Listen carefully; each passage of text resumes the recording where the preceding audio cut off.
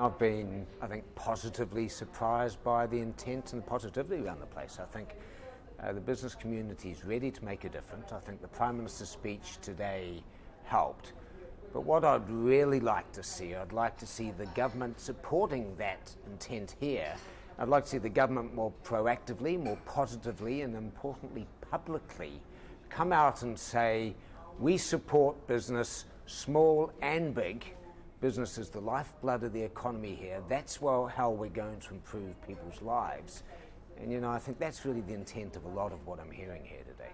So you're saying the Prime Minister's been a bit too lukewarm towards UK business thus far?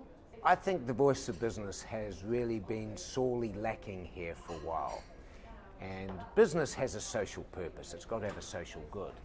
And I think it needs positive statements of intent supporting business and all the players in society as well, because business is what lifts the economy is what lifts people's lives.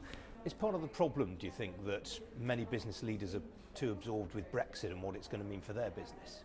I think too much of the UK is blinded by Brexit, and that applies to the business community, regulators, politicians as well. And I think if you have a look where we are, the Industrial Revolution started in this wonderful place. And you've got fintech and you've got technology as a whole. The UK can become a real hub for these things, but not in terms of the current structure, not in terms of the current regulation.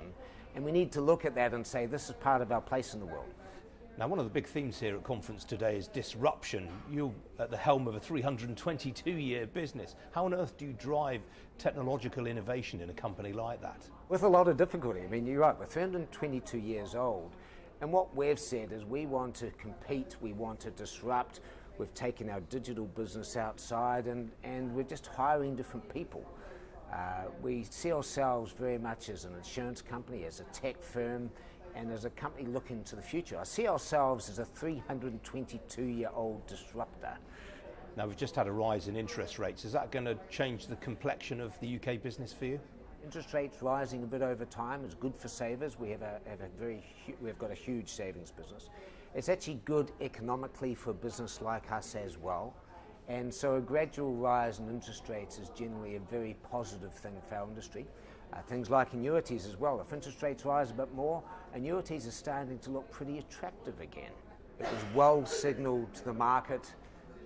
Let's see how it works. But we need to be cautious on this. We've got a tough couple of years economically, and we just need to watch it and be cautious on it, and I think it was probably the right move. About the state of the markets right now, it doesn't seem to be a day goes by without the S&P 500 or the NASDAQ or the FTSE or the DAX hitting a new record high. The market's getting a bit toppy.